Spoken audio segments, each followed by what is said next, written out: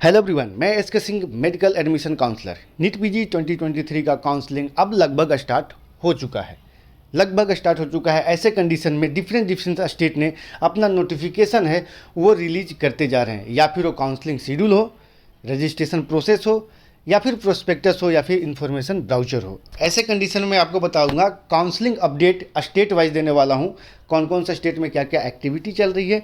DNB sponsor seat के बारे में बताऊंगा कि डीएनबी स्पॉन्सर सीट के लिए कौन कौन से स्टूडेंट एलिजिबल हैं, क्या एलिजिबिलिटी क्राइटेरिया है, जो 164 सीटें जो आई है।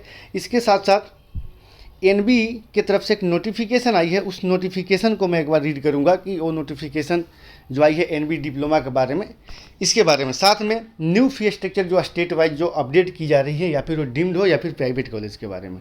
तो चलिए स्टार्ट करते हैं। स्टार्ट करने से पहले यदि आप चैनल पर नए हैं तो लाइक सब्सक्राइब करना ना भूलें। और यदि आप एडमिशन लेना चाहते हैं, एडमिशन गाइडेंस लेना चाहते हैं, आपका स्कोर बहुत ही कम है या फिर स्कोर बहुत ही अच्छा है, या फिर आप एनआरआई कोटे से या मैनेजमेंट कोटे से सीट लेना चाहते हैं, या फिर डीएनबी या फिर एनबी डिप्लोमा या फिर गवर्नमेंट सीट के लिए आप काउंसलिंग गाइडेंस लेना चाहते हैं, तो चाहे तो आप कांटेक्ट कर सकते हैं। वीडियो का स्क्रीन पे नंबर दिया हुआ है या फिर डिस्क्रिप्शन में नंबर दिया हुआ, वहाँ से आप हमारे एक्सपर्ट से बात कर सकते हैं। या फिर जो आपका नज़दीकी सेंटर है हमारा, वो सेंटर विजिट कर सकते हैं। वीडियो के डिस्क्रिप्शन में ऑफिस का एड्रेस दिया हुआ है। महाराष्ट्र में मेरा ऑफिस है, राजस्थान विजिट कर सकते हैं, बेंगलोर विजिट कर सकते हैं, इंदौर विजिट कर सकते हैं, मध्य प्रदेश में दिल्ली विजिट कर सकते हैं, और कोलकाता, ये सारे सेंटर पे आप विजिट कर सकते हैं। सबसे पहले हम देखते हैं डीएनबी का स्पॉन्सर सीट का। डीएनबी का जो स्पॉन्सर सीट है 164 समथिंग सीटें अवेलेबल है। इसके लिए वही स्टूडेंट एलिजिबल हैं जो सेंट्रल गवर्नमेंट या फिर स्टेट गवर्नमेंट में लगभग 3 ईयर तक सर्विस किए हों, या फिर ऑटोनोमस से किए हों, तभी आप एलिजिबल हो सकते हैं। यदि आप किसी कॉन्ट्रैक्ट बेस से अगर किए हुए हैं तो भी आप एलिजिबल नहीं होंगे। लगभग आपका इसका जो क्राइटेरिया है वो 3 ईयर्स का होना चाहिए। 3 ईयर्स तक आपने किया है, रेगुलर बेसिस पे किया है, तो आप डीएनबी के स्पॉन्सर सीट के लिए एलिजिबल हैं। यहाँ पे ये होगा। दूसरा हम अब बात करते हैं, इसका कोई खास ज़्यादा एलिजिबिलिटी क्राइटेरिया तो नहीं है, लेकिन आप बस स्पॉन्सर आपने किसी गवर्नमेंट सेक्टर से, या फिर सेंट्रल लेवल का हो, या फिर स्टेट लेवल का हो, या फिर आप ऑटोनोमस से अगर किए हुए हैं 3 ईयर तक रेगुलर सर्विस, तो आप एलिजिबल होंगे।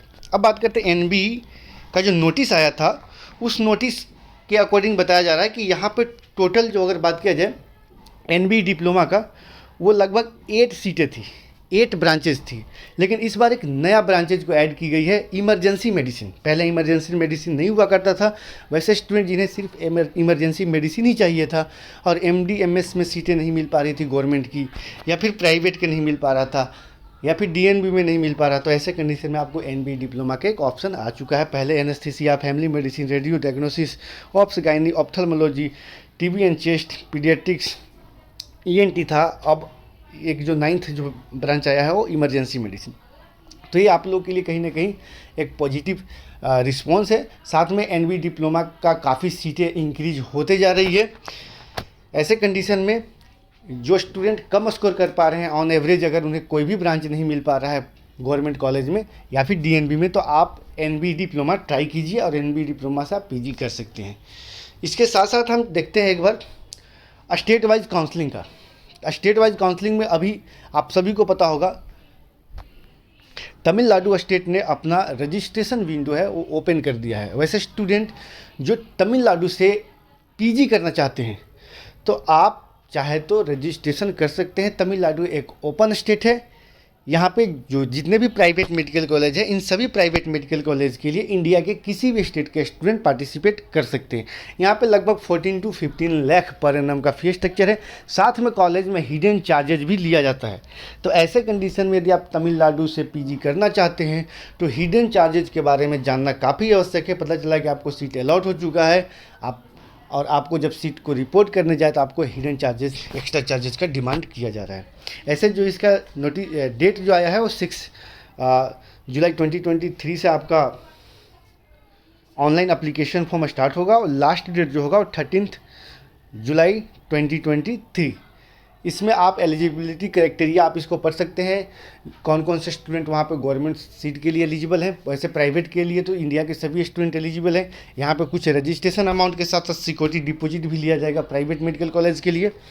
साथ में तमिलनाडु के साथ साथ मैं आपको बता दूं कि डिफरेंट स्टेट का नोटिफिकेशन कुछ ना कुछ आ रहा है, या फिर उसका रजिस्ट्रेशन प्रोसेस स्टार्ट हो या ना हो। जैसे वेस्ट बंगाल की तरफ से आपको नोटिफिकेशन आ चुका है। वेस्ट बंगाल में जो स्टूडेंट वेस्ट बंगाल से हैं या फिर वेस्ट बंगाल से पीजी करना चाहते हैं प्राइवेट कॉलेज से, तो आप वेस्ट बंगाल के एक बार नोटिस चेक कर सकते हैं। इसके साथ साथ उत्तर प्रदेश की तरफ से भी एलिजिबिलिटी क्राइटेरिया को लेके नोटिफिकेशन जारी की गई थी। तो ऐसे आप अलग अलग स्टेट डिफरेंट जो स्टेट हैं वो अपना नोटिफिकेशन 1 बाय 1 रिलीज कर रहे हैं। इसी तरीके से यूजी के लिए, एमबीबीएस के लिए, बीडीएस के लिए भी मैक्सिमम स्टेट ने अपना नोटिफिकेशन है वो जारी कर दिया है। इस तरीके से हर स्टेट को गवर्नमेंट ऑफ इंडिया की तरफ से नोटिस फॉरवर्ड कर दी गई है काउंसलिंग के regarding. Counselling as soon as possible maximum state हैं वो अपना काउंसलिंग का जो प्रोसीजर है, या फिर इंफॉर्मेशन बुलेटिन हो, इंफॉर्मेशन ब्राउचर हो, या फिर आपका रजिस्ट्रेशन प्रोसेस है, वो लगभग इस मंथ के 25 तक मैक्सिमम स्टेट रजिस्ट्रेशन प्रोसेस को कंप्लीट कर लेंगे। इसके बाद हो सकता है बाद में फिर से रजिस्ट्रेशन विंडो को ओपन करेंगे, लेकिन काउंसलिंग प्रोसेस जो है, सीट अलॉटमेंट का जो प्रक्रिया है, ये आफ्टर एमसीसी राउंड 1 रिजल्ट के बाद ही होगा। पहले जो रिजल्ट होगा वो एमसीसी का होगा, इसके बाद ही आपका डिफरेंट स्टेट का रिजल्ट आएगा। अभी तो बस रजिस्ट्रेशन प्रोसेस है। आपने रजिस्ट्रेशन किया, रजिस्ट्रेशन फ़ी पेमेंट किया, सिक्योरिटी डिपॉजिट किया, इसके बाद उस स्टेट का मेरिट लिस्ट तैयार होकर आएगा। इसके बाद मेरिट लिस्ट के साथ साथ सीट मैट्रिक्स आएगा, इसके बाद आपको चॉइस फिलिंग करना है, इसके बाद रिजल्ट आएगा। ये सारे प्रोसीजर है वो कुछ स्टेट का एमसीसी के राउंड 1 के बाद होगा, कुछ स्टेट का इससे पहले भी हो जाता है, लेकिन रिजल्ट होगा वो एमसीसी के राउंड 1 के बाद होगा। जैसे मनाकुला मेडिकल कॉलेज जो पौंडीचेरी का है, पौंडीचेरी का चॉइस फिलिंग का प्रोसेस है वो एक ही साथ कंप्लीट हो चुका है, लेकिन रिजल्ट जो है वो अभी जारी नहीं करेंगे। रिजल्ट आएगा एमसीसी के राउंड 2 के बाद। तो आपको ये ध्यान रखना है, ऐसा नहीं कि काउंसलिंग प्रोसीजर यानी कि रजिस्ट्रेशन प्रोसेस चल रहा है, ये नहीं कि आपका रिजल्ट भी आ जाएगा। तो इस मंथ के लास्ट तक एमसीसी का भी काउंसलिंग स्टार्ट हो जाएगा। आने वाले 5 डेज़ के अंदर 5 to 7 डेज़ के अंदर एमसीसी कभी भी नोटिफिकेशन अपना रिलीज कर सकता है। तो आप बिल्कुल केयरफुली रहें, काउंसलिंग में अप्रोच करें। अब समय बचा नहीं है, हर एक चीज़ों को एनालाइज करके चलें। अगर एनालाइज नहीं करते हैं तो अगले साल हो सकता है कि आपको डिफ़िकल्टी लेवल को सामना करने पड़ सकता है। जो स्टूडेंट इस साल एलिजिबल नहीं हो पा रहे हैं, इस बार एलिजिबल हो चुके हैं, स्कोर बहुत अच्छा है, या फिर एलिजिबल हो चुके हैं और आपको ब्रांच मिल रहा है लेकिन वैसा कॉलेज में नहीं मिल रहा है जैसा आप कॉलेज चाह रहे हैं, तो प्लीज़ आप लोग अपना जो कॉलेज मिल रहा है उसे आप ज्वाइन कीजिए। अगर आपको लगता है कि नेक्स्ट ईयर और अच्छा अपने आप को डेवलप कर सकते हैं तो ही नेक्स्ट ईयर के लिए आप जाएं उस कॉलेज को छोड़ के जो कॉलेज आप पसंद नहीं है। अदरवाइज़ ऐसा मैं कई स्टूडेंट को देखा है कि जिन्हें जो इस साल सीटें मिल रही थी और अगले साल तो वो भी नसीब नहीं हुआ। तो ये आपको ध्यान देना होगा, अदरवाइज़ फंस सकते हैं। बहुत सारे ऐसे लोग मिलेंगे जो आपको मोटिवेट करेंगे। एक हैं आपका झारखंड से डॉक्टर साहब, उनका लड़की का एडमिशन कराना था करीबन शायद रेडियो की सीट उन्हें मात्र 24,000 रैंक थी, उन्हें सीट मिल जाती 20-25 लाख पर एनम का।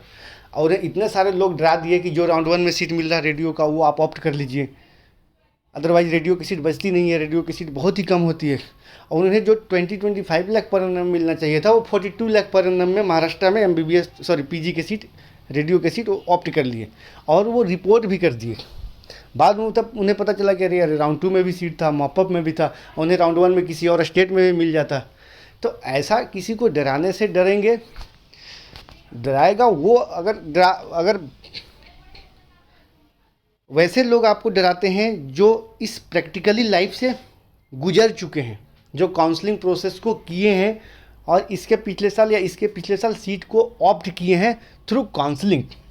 तो वैसे लोग अगर आपको कोई एग्जाम्पल देते हैं या फिर वैसे लोग आपको सलाह देते हैं तो बिल्कुल आप लें, लेकिन जो काउंसलिंग प्रोसेस किए ही नहीं, आपके काफ़ी सीनियर हैं उन्हें काउंसलिंग प्रोसेस किया ही नहीं तो उनको कैसे पता होगा, या फिर आपके बहुत जूनियर हैं वो आपके काउंसलिंग प्रोसेस को जाना ही नहीं कुछ, आप उनके बातों पे अगर आ जाते हैं तो ऐसे कंडीशन में तो फंसना ही फंसना है।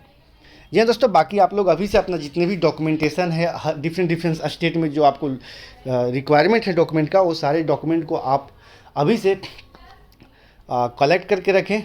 अदरवाइज बाद में दिक्कत हो सकती है। जो मैनेजमेंट से जाना चाहते हैं, एनआरआई से जाना चाहते हैं, एनआरआई का डॉक्यूमेंटेशन, इसके साथ साथ अपना जो फंड है, फंड को भी आप अरेंज करके रखें।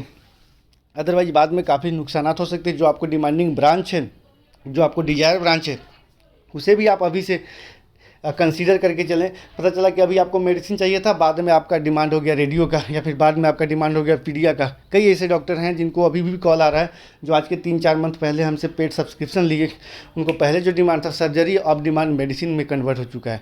तो आप अब फुल एंड फाइनली जो भी आपको ब्रांच है, उस ब्रांच को आप फाइनल कीजिए।